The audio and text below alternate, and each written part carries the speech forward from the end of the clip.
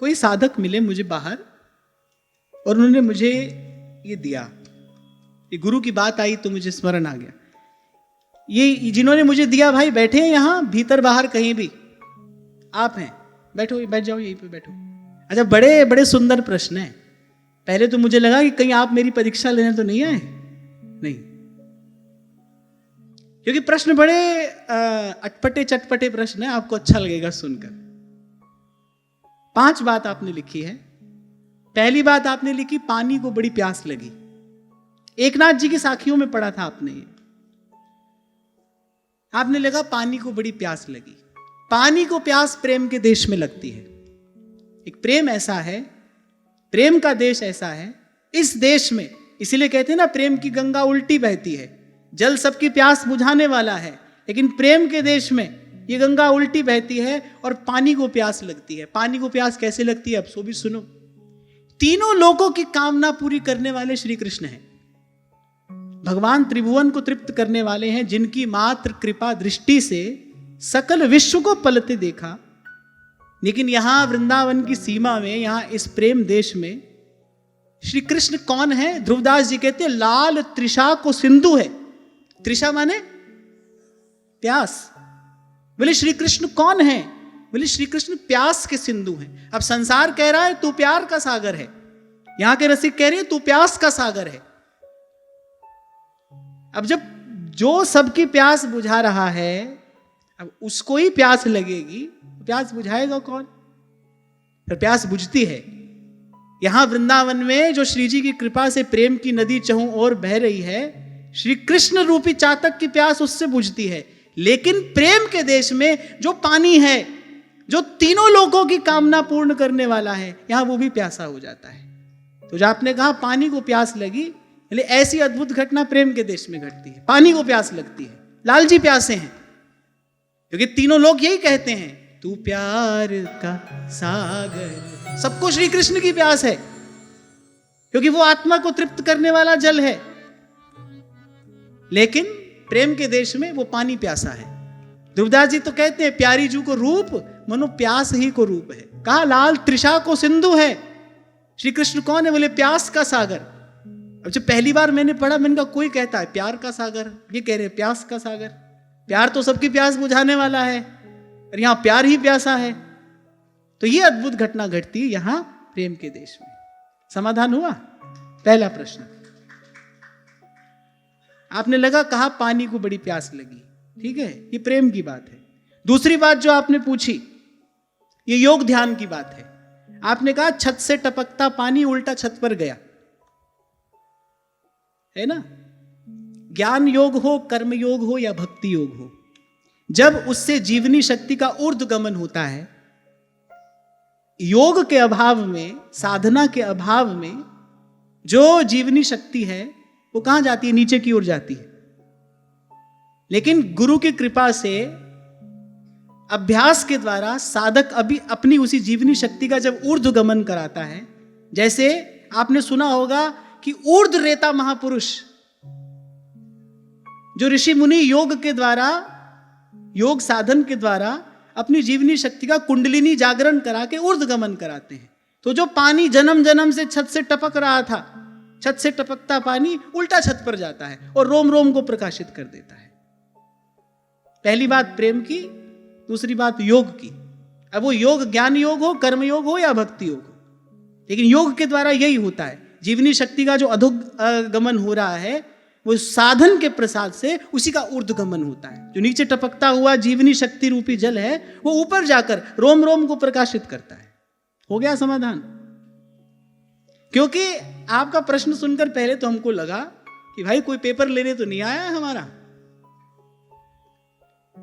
तीसरा प्रश्न, पहला प्रश्न प्रेम का है, दूसरा योग का है, तीसरा कर्म का है, कर्म से संबंधित है। आपने कहा हाथों में गगरी पानी बाहर, पानी को पानी पकड़ कर लाया। प्रश्न अच्छे लग रहे हैं ना? बोले हाथों में गगरी पानी बाहर, पानी को पानी पकड़ कर लाया। भगवान गीता में कहते हैं जीव के पास एक ही अधिकार है। किसका? कर्म का। कर्मण्येवाधिकारस्ते। हमारे हाथ में क्या है? कर्म की खाली गागर है, उसमें सुख का जल भर लो कि दुख का जल भर लो, और सुख दुख से न्यारा जो आनंद का जल है वो भी कर्म योग से उस गगरी में भरा जा सकता है। हाथ में गगरी है, पानी बाहर है। ये जो पूरा संसार है, गीता में भगवान ने इसको क्या कहा? धर्म क्षेत्र, कुरुक्षेत्र। ये जो धर्म क्षेत्र है, यहीं पर तो कर्म का अनुष्ठान किया जाता है ना। तो हाथ में गगरी है, पानी बाहर है, आपकी इच्छा है सुख का उजला जल भरो या दुख का मैला जल। तो हाथ में गगरी, पानी बाहर, और कह रहे पानी को पानी पकड़ कर लाया। पहला कदम जिस दिशा में उठाओगे, सत्कर्म किया तो वो सत्कर्म दूसरे सत्कर्म की ओर लेकर जाएगा। अपवित्र कर्म किया, वो अपवित्र कर्म की ओर धकेलेगा। तो वो जो पानी एक बार भरोगे, वो उसी तरीके के पानी के पास दोबारा लेकर जाएगा। पानी को पानी खींच कर लाया। हो गया समाधान।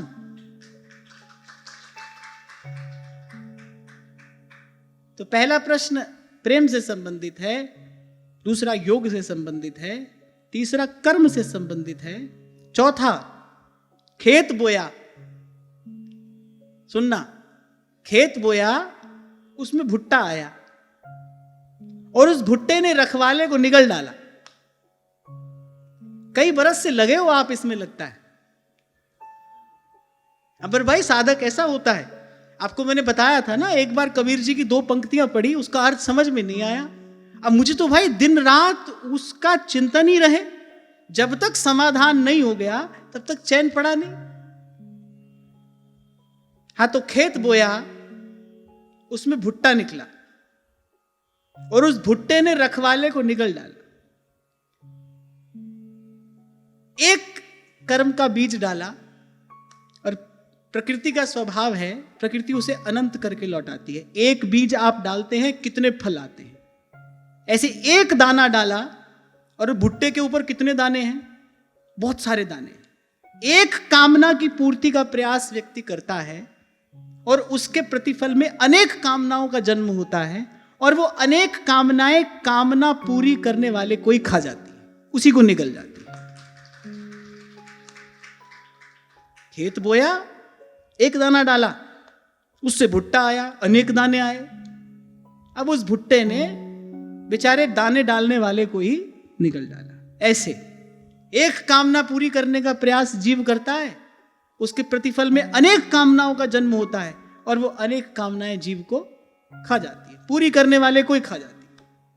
वासना पूरी करने वाले को ही तो समाप्त करती है। जो वासना पूरी करने का प्रयास करता है, वासना उसी को खा जाती है। बराबर। अब पांचवा जो प्रश्न है, ये साधन से संबंधित है, साधु से संबंधित है। बोले मटका खाया, भात छोड़ दिया। मटके में भात है, मटका खाया, भात छोड़ दिया, और बकरे के आगे देव को काटा है। उल्टी बात हो गई। ऐसी करनी कौन करता है? ऐसी करनी साधु करता है। जो संसार का सुख है, सुविधा है, साधन है, आराम है, संपत्ति है, वो सब छोड़कर साधना के कठिन मार्ग को स्वीकार करता है। संत कहते हैं, कबीर कह रहे हैं, सुख के माथे सिल पड़े, नाम हृदय से जाए, और बलिहारी उस दुख के पल पल नाम रटाए। ऐसी करनी कौन करता है? साधु करता है। मटका खाता है, भात छोड़ देता है। भात माने संसार की मौज मस्ती है, सुख सुविधा है, आराम है, आराम भरा जीवन है, ये सब छोड़ता है। साधना के कंटका कीर्ण मार्ग को चुनता है, उस पर चलता है। मटका खाता है, भात छोड़ देता है। और फिर अगली बात आप लिखते हैं कि बकरे के आगे देव को काटा है। अब वस्तुतः तो क्या होता है? होता तो यही है, भात खाने वाला बकरा ही देव के आगे कटता है। पर जो भात छोड़कर मटका खाता है, वो अपनी आंख के आगे ये संसार के रूप में जो प्रपंच देव है, इसको कटते देखता है। तभी कबीर कहते हैं, हम ना मरे मरी है संसार, हमको मिला जिया मन हारा, हम ना मरे मरी है संसार। तो जिसने मटका खाया है भात छोड़कर, वो अपनी आंख के आगे इस प्रपंच रूप देव को कटते देखेगा। नहीं तो जीव तो भाई बलि का बकरा है ही। इस संसार रूपी देव के आगे उसकी बलि जन्म जन्म चढ़ती आई है। तो हो गया आपका समाधान।